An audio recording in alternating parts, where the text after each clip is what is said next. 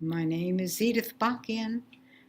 I've written poetry which has been assembled in the book, Yet I Still Feel You Here.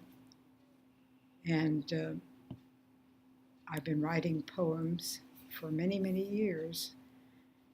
And the last poem in the book is one written about my husband, who had passed away 3 years earlier. And I called it Taking Stock 3 Years Later. Since you've been gone, I've tended to a list of things long overdue. New windows, draft-free, metal-framed, I've draped to match the painted walls. How you grumbled at the glass the corner cutters had installed. Soft rugs now cushion underfoot. The bathroom's got a fresh new floor. The drabness and the loosened tiles will bother me no more. You'd like the reupholstered couch, inviting, warm persimmon red. Gone the dreary faded brown, dark-stained from your head. Your splendid pictures framed at last parade across the wall, each one a lovely day long gone, poignant to recall. No more the beds that knew our nights and your reclining chair. So much has changed since you've been gone, yet I still feel you here. And this again was the title of the book, Yet I Still Feel You. This poem is a metaphor. It was the first serious poem I've ever written. It's called Poem at 19. Somewhere along the garden path of sweet oblivion, I saw this mansion on a hill and dared to venture in. A youthful curiosity insisted I explore this strange, enticing fortress that I'd never seen before. With all the qualms of trespassers, I softly slid inside. There was no turning back, but rather prompted by my pride, I took a stair that spiraled up into the untouched blue, and at each pause, a glass revealed an ever-broadening view. Oh, how the sights inspired me and pierced my slumbering mind into a wakefulness so keen as to be cruel and kind. The state of unawareness out of which I'd newly come went fading into nothingness beneath a brilliant sun. A world of worlds loomed up beyond, great worlds I never knew, and as horizons multiplied, so my perspectives grew. I saw that winds which generously will scatter flower seed do also scatter with a breath the subtly flowered weed. That rains which tumble from the skies to quench a thirsting earth can sometimes wash it of its hope and drain away its worth. And as the whole of mankind turn to evil ways or wise, so did their value shrink and swell before my watching eyes. Oh, I am climbing higher yet to better view this life, to sort the truth and beauty from the ugliness and strife, and I will shun forgetfulness while I have yet a breath. I can resume the path of sweet oblivion in death. This is a sonnet in the style of William Shakespeare. It was written as an entry in a contest for Shakespeare's birthday. I did a little research and found out that Shakespeare wrote his sonnets for a young man, not a woman, and the young man's father was not happy with the arrangement, and this is what the sonnet addresses. What can I leave with thee when all is done? A perfect phrase, a thought, some treasured words, and yet, alas, the utterances of one are wafted and disperse as flights of birds.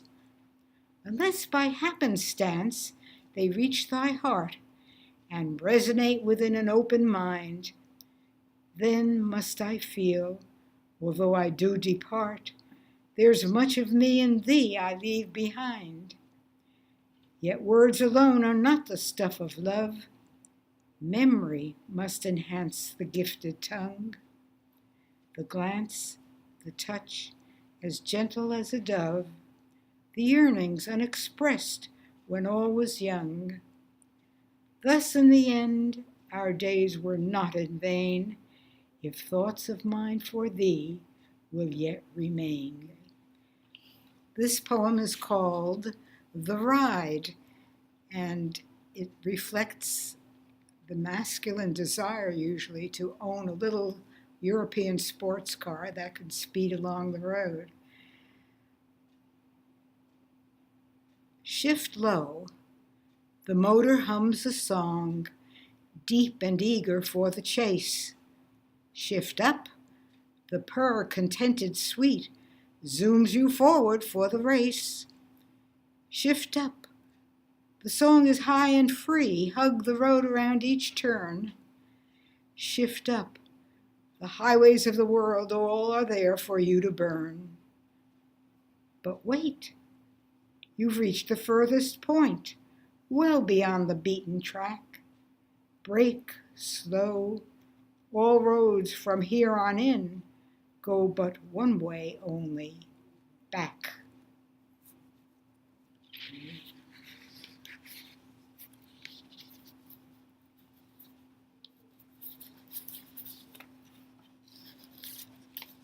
This poem deals with a summer gardener.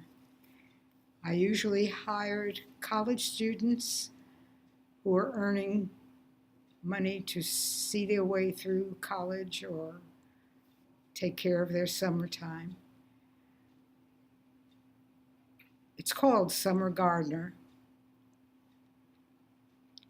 Naked to the waist, he kneels among the flowers, troweling reluctant weeds, knifing tenacious roots, then turning up the sod, still cool and moist, he breaks the clods between his fingers, soil settling black beneath his nails. A potent sun draws moisture from the earth, draws moisture from the bronzed body, stooping, leaning, reaching, moving rhythmically along the beds. Sweat streaks trace the contours of his back, nor does a headband keep the droplets from his face. Beyond the garden, behind lined drapes and thick walls, I watch the lithe young figure pursue his task. If heat distresses and muscles ache, he shows no sign. Eyes focus elsewhere as he beds new tender plants. Lips suggest a smile as he thins sprouting green things. And here, in the comfort of my air-cooled room, corroded by envy, melted by despair, entranced by one for whom the world moves slowly still, I stand observing, yet unobserved, and whisper, go, go, go.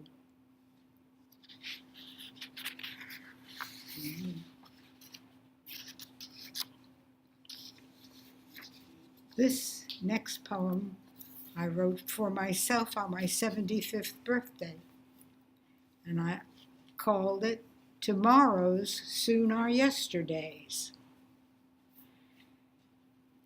It's been a long journey, partly planned, partly stumbled upon, but always advancing. How soon it seems tomorrows become my yesterdays. Time to reflect upon life's winding down. It's been a mixed bag, pluses and minuses, assets and liabilities, ups and downs. In retrospect, would I repeat all that has gone before? Am I now so steeped in wisdom I could plot an idyllic path? Suffice it to say, I did what I thought best, with the knowledge then at hand, trying hard, balancing needs. Yet I am left with wondering, in times of quiet contemplation, had I changed the written page, could I have done more? No matter, for now I note with softly indrawn breath, days trip over days that hurry by, hurtling toward an unseen finish line. Too soon it seems tomorrows become my yesterdays.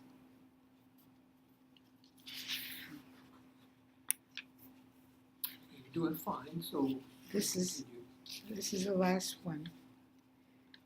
This is a poem written to a traveling companion with whom I spent many summers.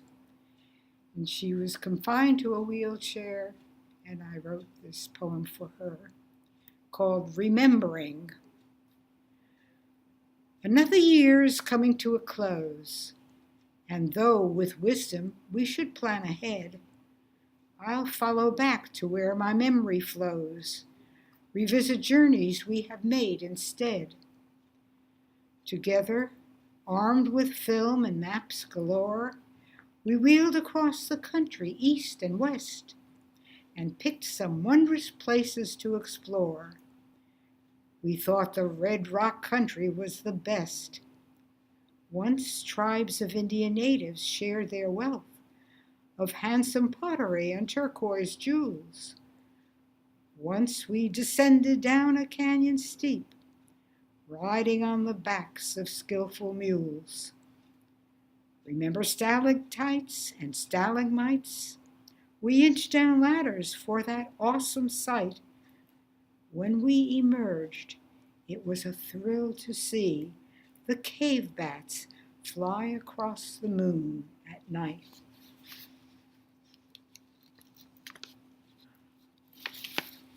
There were the forests, lush and vast and still, so many rivers, lakes, and waterfalls, and skies of such a splendid, intense blue.